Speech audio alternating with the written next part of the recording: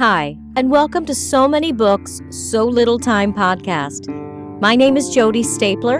I'm an owner of a publishing company called Willow Moon Publishing, a podcaster, a voiceover artist, and an author.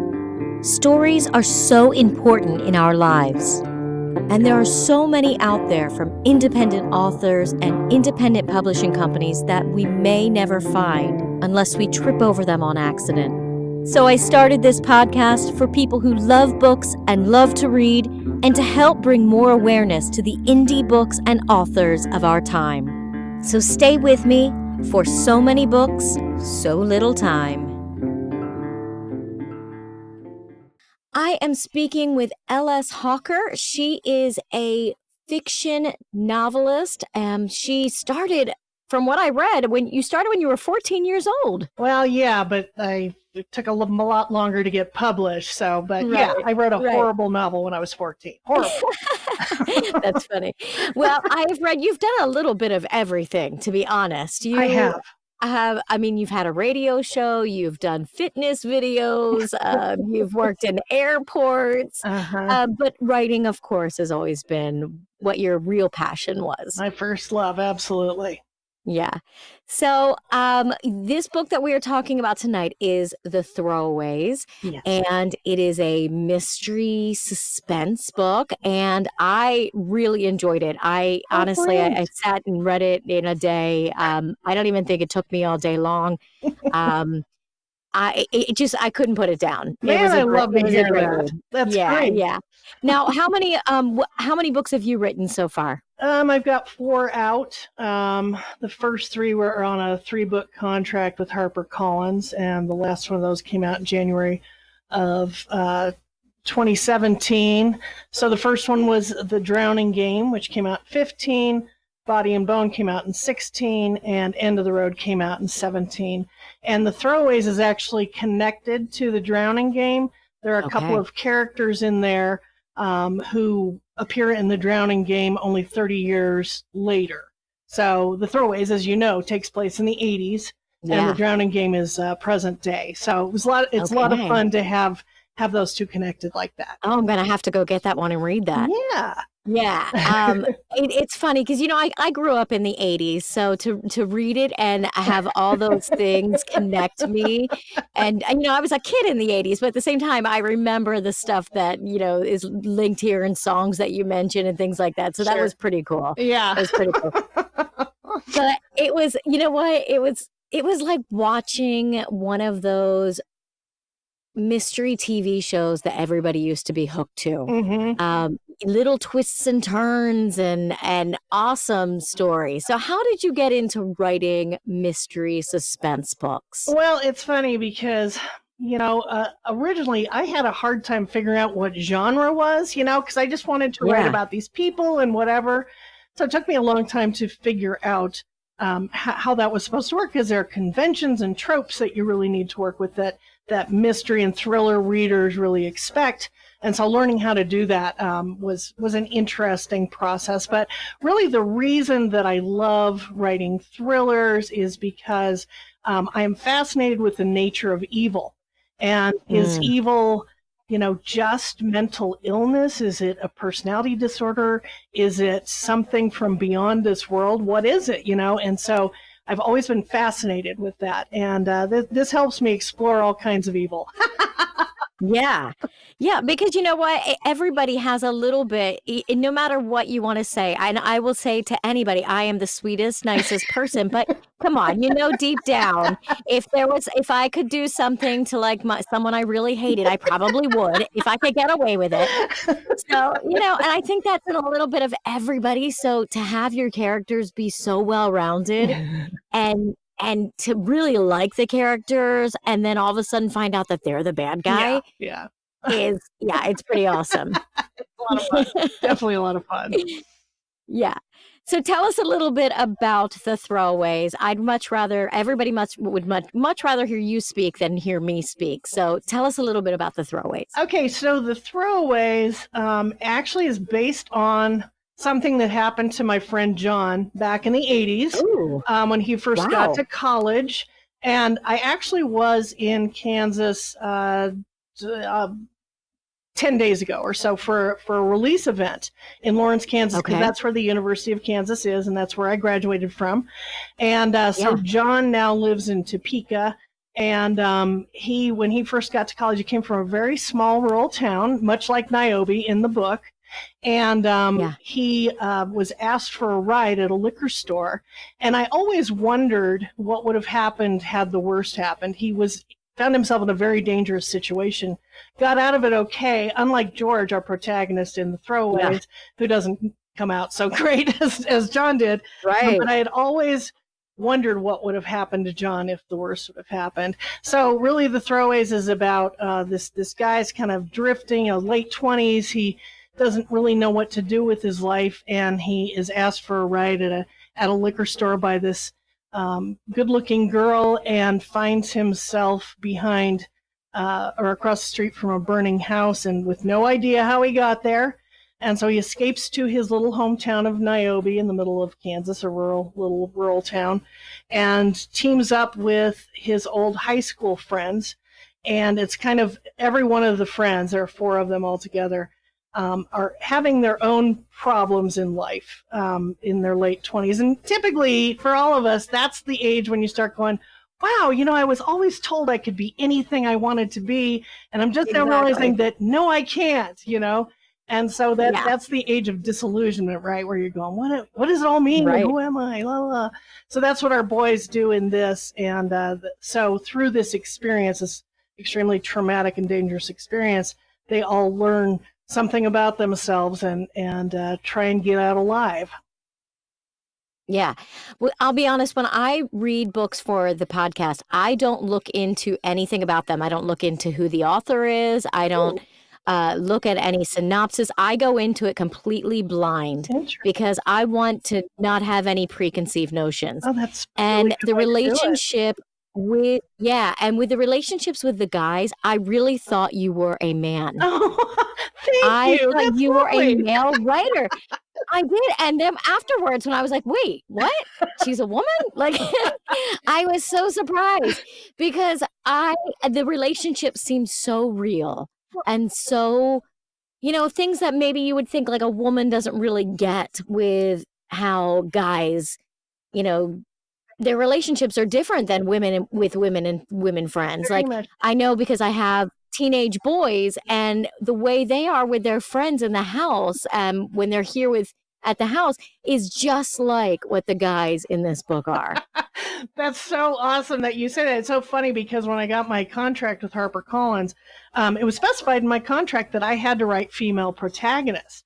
And so getting to write then male protagonists is a lot of fun, because originally I started writing from the male perspective way back when, because when I would try to write female protagonists, I would find that they would be me, only better looking and taller and smarter and cooler. And so it just, came off really, really false. And so I thought, how can I get out of my head? And so I thought, well, maybe I'll just try writing from the male perspective. And I started doing that, and I never looked back. So I wrote several books that haven't been published from the male perspective. And I found that, men and women, like you said, they think very differently. I mean, men think in a very linear fashion. It's cause and effect. It's A plus B equals C. Where with women, it's more of a spiral. It's kind of the multitasking brain and all that. And so I find it fun, especially after writing 3 books with female protagonists, to get to write male protagonists again. And when I was in Kansas a couple of weeks ago, reunited with all my guy friends from college, and getting to see them and be in that environment again in the old bar that we used to hang out in, which was called Louise's and still is, was just great fun, and remembering what it was like to be me and 3 guys, hanging out. And that's really how I was able to make that so authentic, is because I spent so much time with guys. I mean, I was never like a tomboy, but I always got along with guys very well. And so I get you. So that was really fun for me to afterwards go into researching L.S. Hawker and find out you were a woman. But But, and that's how I can tell you that this is a great book because like I said, I go in with no preconceived notion. I don't know what I'm about to read, just the title and that's it. And it kept me with it. And there's some times where I have to really fight myself to finish a book for the podcast. And this one did not at Oh, that's all. great. Thank you. So, Thank you so much. That yeah, means a lot. yeah, absolutely. Yeah, it was like it has this whole of course there's drugs involved and there's family issues involved and then there's a little bit of like government conspiracy possibilities and there's so much in it. It's like watching a movie. I could totally see this in a movie. Well, from your mouth to some producer's ear, let me tell you. Right? Exactly. So tell us a little bit about where people can find the book, where they can find you. And by the way, your website is awesome. Thank you so much. You have a great Thank website. you. Yeah, well, I obviously I design websites as well. That's because that's a fun way of using a different part of my brain, and I absolutely adore design. Yeah. It's just so much fun.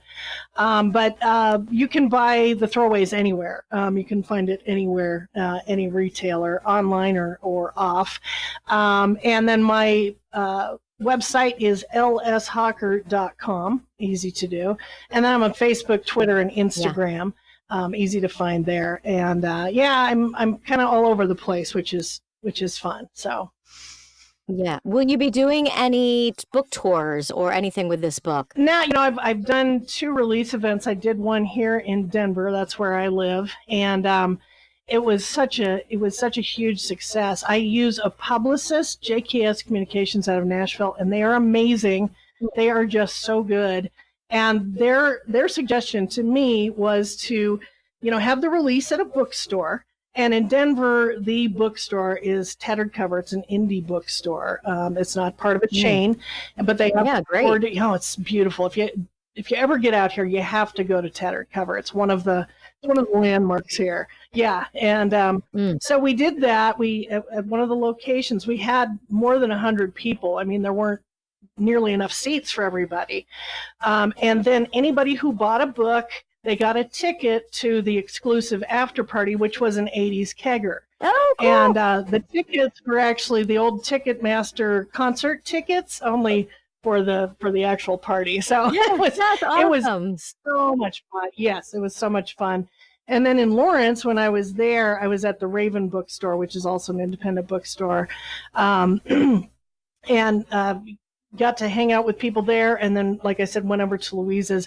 And that's really the extent. Nowadays, the book tours are really kind of for the really, really big authors, the Stephen Kings and the Dean Kuntzes and the Lee Childses and that sort of thing, because there's a lot of money coming in. I'm just your basic mid-list person, So nowadays, people like me, we have to pay for all our own marketing, all our own promotion and that. So that's the extent of the book tour for now. I will be in New York in July for Thriller Fest, which is my favorite conference/convention.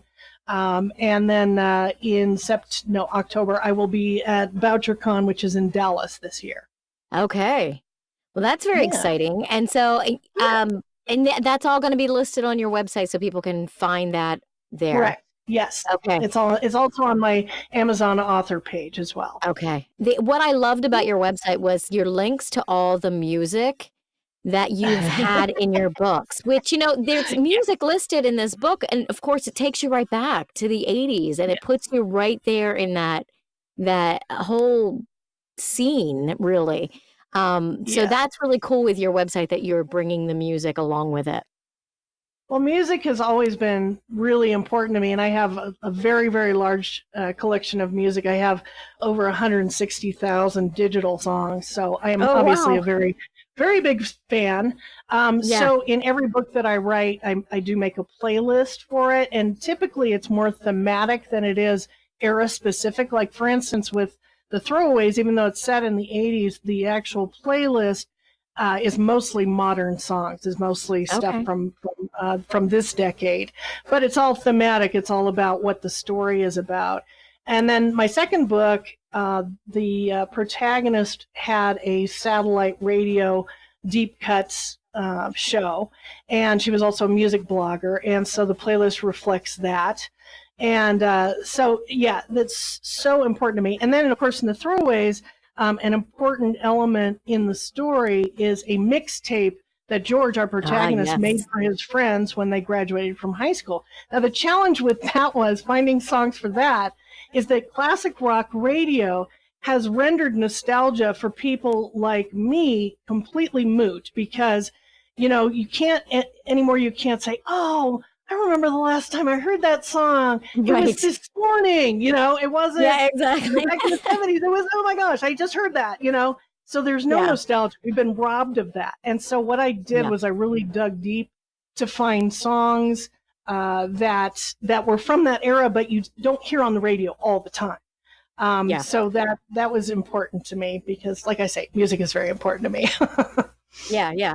Well, I loved it. And you just reminded me again of how the ending of the book, and I'm not going to let that out there, but I love that all of the guys in this group of friends have a little bit different personality, just like, like my son's friends. They're all different, but yet when they're together, they're a group, and I just love that.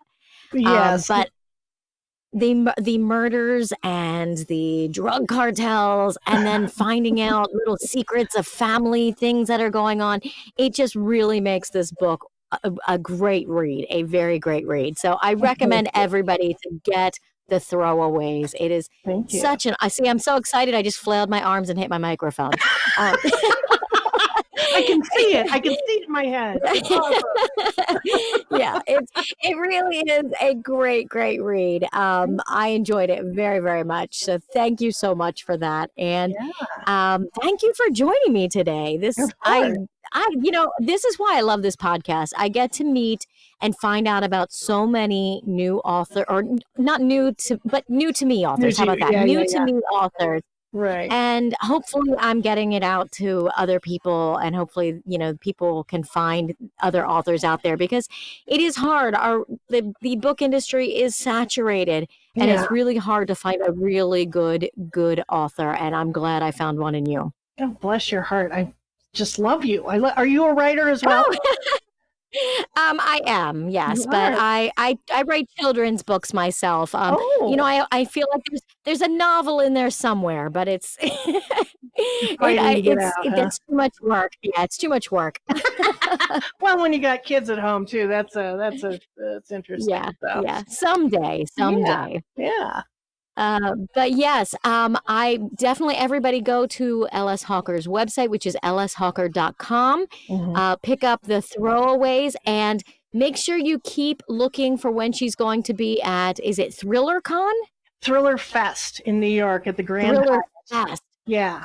Okay. And that's actually put on by the International Thriller Writers, and the people behind that are Lee Child and Heather Graham, and a whole list. R.L. Stein. They put together this organization back in the 90s, and they do some of the best awards. They do the Thriller Awards every year, and my first novel was finalist in the best first novel category, which again is The Drowning Game, and which is related again to The Throwaways. But anyway, so anybody who's a fan of thrillers and mysteries and that sort of thing, you should come to New York and come to this con, because it's just a blast. Lots of panels, workshops, and it's just more fun than I can even tell you. I love it so much. Yeah. Oh, it sounds awesome. It sounds awesome. Well, I actually, maybe that's something I need to do. I need to head out to that and see that, because that'd be cool. Yeah. You have to let me know if you do, so that we can meet up. Yeah. There you go. That would be fun.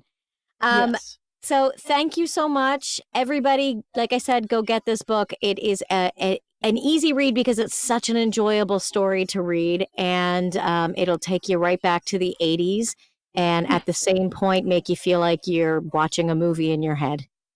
Yay! Thank you so much. I want to thank L.S. Hawker for joining me today and talking with me about her wonderful book, The Throwaways.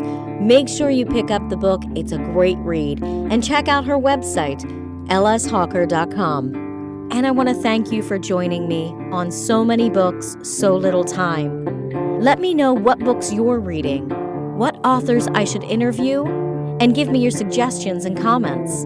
If you appreciate our podcasts, books, music, and our goal of helping others fulfill their artistic career dreams, and would like to see it continue for many years to come, please join our Patreon and become a sponsor at Willow Moon Publishing. Make sure you subscribe to So Many Books, So Little Time podcast so that others can find me and all the great indie books and authors that I'll be sharing throughout this podcast. You can join me on Facebook, Instagram, and Twitter at So Many Books, So Little Time podcast, and you can check my website out at jodistapler.com or email us at somanybookspodcast@gmail.com. Thank you for joining me, and come back next week when we delve into another story.